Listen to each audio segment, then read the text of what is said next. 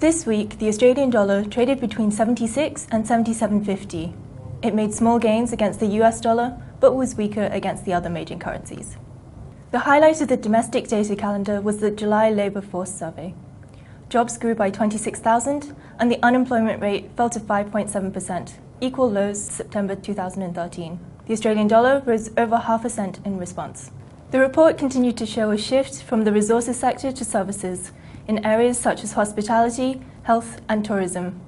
These areas tend to have a higher proportion of part-time jobs. This week's RBA minutes reiterated the weak inflation outlook.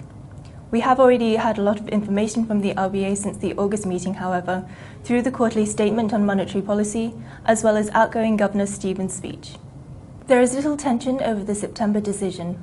Market pricing has fallen from 10% to 5% probability of a further rate cut. Westpac continues to expect a 1.5% cash rate for the remainder of 2016. This week's FOMC minutes saw a setback in US dollar appeal.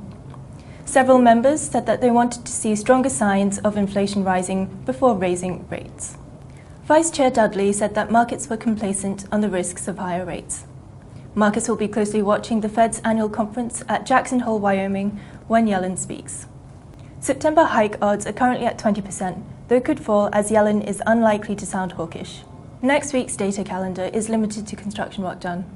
While this does not tend to move the Australian dollar, it's the first of the Q2 GDP partials.